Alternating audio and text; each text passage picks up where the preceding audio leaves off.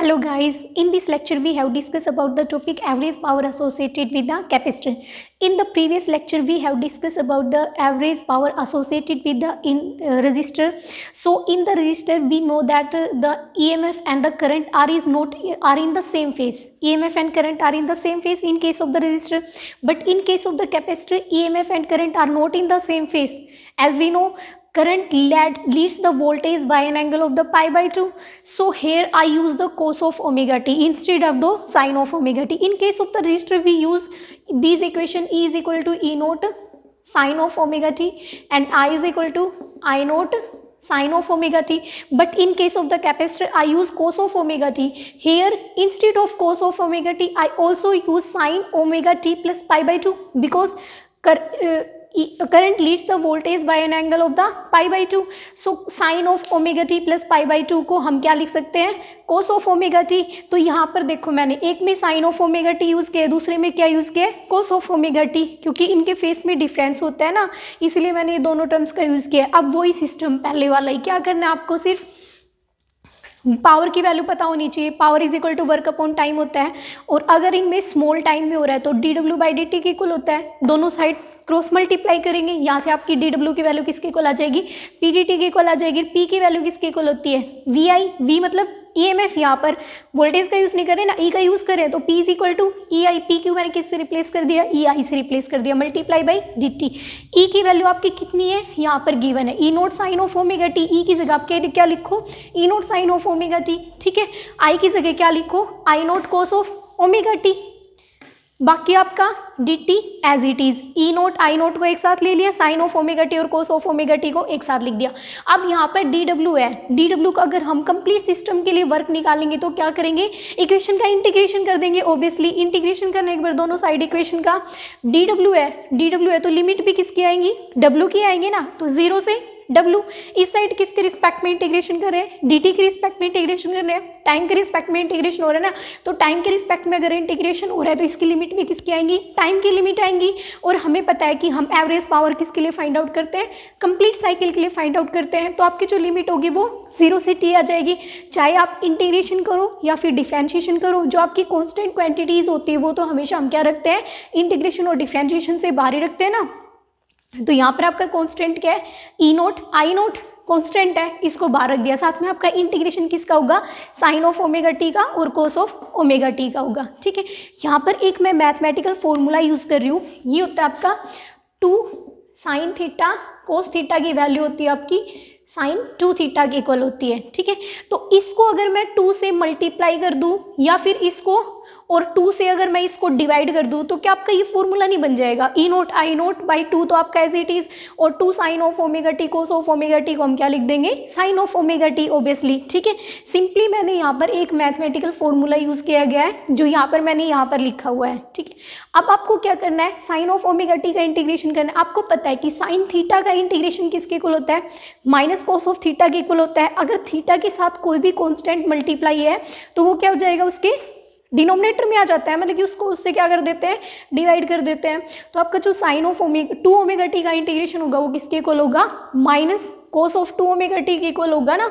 ठीक है, और साथ में आपका टी के साथ क्या, टी यहाँ पर वेरिएबल है ना, तो टी के साथ क्या कांस्टेंट क्वांटिटीज़ है, 2 ओमेगा से क्या कर देंगे, इसको डिवाइड कर देंगे. ठीक है, एक बात का याद रखना, साइन ऑफ थीटा का जो इंटीग्रेशन होता है ना वो तो माइनस कोस थीटा होता है, लेकिन जो साइन थीटा का डिफ्रेंशिएशन होता है वो क्या होता है, प्लस कोस थीटा होता है. तो यहाँ पर क्या आएगा, negative sine, minus cos theta के इक्वल होता है. समझ में आया, सिंपली मैंने सिर्फ इसका एक इंटीग्रेशन किया है, एक मैथमेटिकल फॉर्मूला यूज़ किया है और इंटीग्रेशन किया है. अब देखो यहाँ पर लिमिट लगाना, अपर लिमिट माइनस लोअर लिमिट.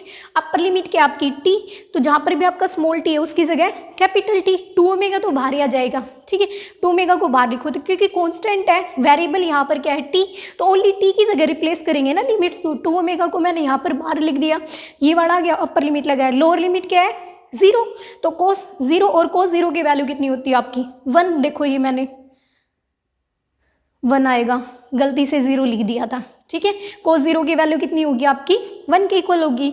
अच्छा, ये सारी टर्म देखो यहाँ पर एज इट इज़ है, इनको मैंने कुछ भी नहीं, ये देखो एज इट इज़ चलती आ रही है पीछे से ये सारी टर्म. अच्छा, यहाँ पर जो ओमेगा है, ओमेगा की वैल्यू कितनी होती है, या तो 2πf के इक्वल होती है, ओमेगा की दो वैल्यूज ही होती है ना, या तो आपकी क्या होगी 2πf, या फिर अगर आपका टाइम पीरियड की रिस्पेक्ट में अगर हम लिखेंगे तो t is equal to 2π by capital T के इक्वल होती है ना ओमेगा की वैल्यू, सिर्फ मैंने ओमेगा की वैल्यू को रिप्लेस किया है 2π by capital T, capital T से आपका कैपिटल T कैंसिल आउट हो जाएगा, यहाँ से क्या जाएगा cos ऑफ 4π, और cos 4π की वैल्यू होती है +1, यहाँ पर मैंने यूज़ किया है cos ऑफ 4π, इसकी वैल्यू होती है आपकी +1 के इक्वल होती है। कैसे याद रखोगे आप इन वैल्यूज़ को, सिंपल एक फॉर्मूला लिखो, cos n π की जो वैल्यूज़ होती है -1 की पावर n की इक्वल होती है, अगर n की आपकी ओड वैल्यूज़ है तो क्या आ जाएगा -1, और अगर आपकी इवन वैल्यूज़ है तो क्या आ जाएगा +1।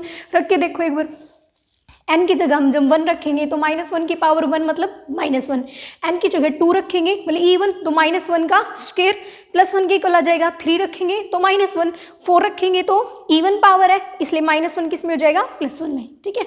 तो cos ऑफ 4π की वैल्यू कितनी है आपकी 1, यहाँ 1, यहाँ 1, 1 - 1 0, तो आपकी वर्क की वैल्यू कितनी आ गई, ऑब्वियसली 0 के इक्वल आ गई।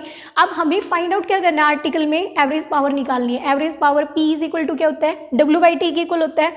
अगर आपकी W की वैल्यू 0 है और डिनोमिनेटर में आपका T है, तो अगर न्यूमरेटर में 0 क्वांटिटी है तो पूरी की पूरी क्वांटिटी क्या हो जाएगी आपकी 0 हो जाएगी, तो आपकी जो पावर आएगी वो भी कितनी आएगी 0 के इक्वल आएगी, ठीक है।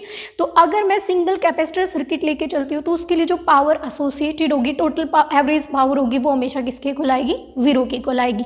समझ में आया आर्टिकल, एक बार मैं रिपीट कर रही हूँ फिर से, आपको क्या करना है, कैपेसिटर ओनली सर्किट है तो कैपेसिटर ओनली सर्किट में आपका क्या होता है, करंट की वैल्यू π/2 ज़्यादा होती है ना, तो ये दो इक्वेशंस होती है आपकी, E और I की इक्वेशंस होती है ना, ठीक है। ये जो 3 आर्टिकल मैंने पढ़ाए थे ना, register only circuit, capacitor only circuit और इंडक्टर ओनली सर्किट, उनमें मैंने अच्छे से बताया था ये इक्वेशंस होती है, देख लेना चाहे पीछे से यूट्यूब पे वीडियोस खोल के देख लेना, यही होती है इनकी इक्वेशंस, ठीक है।